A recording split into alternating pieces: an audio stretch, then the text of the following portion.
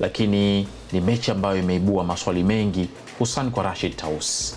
Kwanza selection ya kikosi, jinsi ambavyo alifanya, na maswali ya wengi, inawezekanaje unamchukua kiungo unakwenda kumchezesha kwenye eneo la center back wakati kuna center back mwingine yuko nje? Alex Ngereza, kosa ambalo pia walilifanya Singida Black Stars ndio ambalo wamelifanya Azam jana. Sijajua mwalimu alikuwa anaanza nini akamweka Eva Meza, anaitwa Eva Meza au Eva Meza. Sio? Alikuwa kosa jina la mtu. Angalia jinsi ambavyo kwanza alikuwa anapata shida kwenye eneo la center back. Alikuwa anapata shida sana.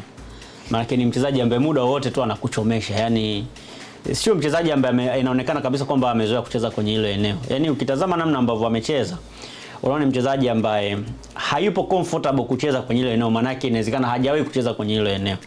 Lakini huwa makocha wengi wanaamini kwamba kiungo yoyote mkabaji ana uwezo wa kucheza kama center back. Lakini sio wachezaji wote ambao ni viungo wana uwezo kucheza kama center back. Pengine alifikiria kwamba Eva kwa sababu ni mtu ambaye anacheza kwenye eneo la kiungo atakuwa na uwezo wa kucheza kama center back na akafanya vizuri, kitu ambacho hakikuwa sawa, kitu ambacho hakikwenda kumlipa kwa asilimia ambazo kwa asilimia zaidi ya 80. Kwa sababu makosa yake alikuwa ni mengi. Kwa bahati tu Yanga wenyewe hawakuwa bora kwenye kutumia makosa yake, lakini ni miongoni mwa wachezaji ambao wamefanya makosa mengi kwenye mchezo wa jana. Lakini wakati huo ana center back yuko nje amemweka. Sasa kwa hiyo sikuwa najua alikuwa anawaza kitu gani. Unajua wakati mwingine makocha nao wanakosea na miongoni mwa makosa ya makocha ni pamoja na hiyo kwenye selection ya wachezaji. Kwamba kuna muda anaweza kufikiria kitu akahisi kwamba kinaenda kikafanikiwa, lakini mwisho wa siku kumbe ni kamari ambao anacheza ambao haiwezi kwenda kumlipa. Unajua ukifanya mabadiliko ya aina hii lazima uyafanye kwenye uwanja wa mazoezi. Uanze kutrain kwenye uwanja wa mazoezi uone, je, huyu mtu anaweza kunipa ninachokihitaji? Ikitokea mchezaji ameshindwa kukupa unachokihitaji kwenye uwanja wa mazoezi, maana upaswa kumtumia kwenye mechi. Kwa sababu sitaki kuamini kwamba mchezaji ambaye ametrain kwenye uwanja wa mazoezi kucheza kama center back ikiwa sio eneo lake asilia ana akafanya vizuri, anaweza kuja kwenye mechi akafanya vibaya. Yaani kile ambacho atakifanya kwenye mechi kwa mchezaji mwenye experience kwenye uwanja wa mazoezi ndio hicho ambacho anaweza kuja kukifanya kwenye mechi.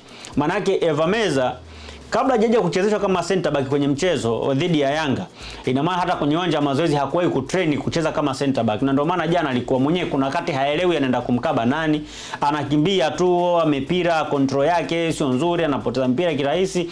Kwa ni kitu ambacho hata kama ingetokea labda akajifunga kwenye mchezo wa jana, au ingetokea mazingira yoyote ya kufanya makosa ambayo yanaweza kusababisha Yanga akafungwa, Yanga akapata bao kupitia makosa yake, wala nisingeweza kumlaumu kwa namna yote, kwa sababu namna ambavyo anacheza inaonekana kabisa anacheza kwenye eneo ambalo hajalizoea, lakini pia tayari anaonekana kama hakuandaliwa kwa ajili ya kwenda kucheza kama center back, na ndio maana alikuwa anacheza kwa namna ile ambayo tumeiona. Kwa hiyo moja ya makosa ambayo mwalimu wa Azam FC aliyafanya ni pamoja na selection ya wachezaji wake, kumtoa Meza kwenye eneo la kiungo na kumchezesha kama center back, kitu ambacho kilipoteza ile nguvu ya Azam FC kwenye eneo la kujilinda sofa.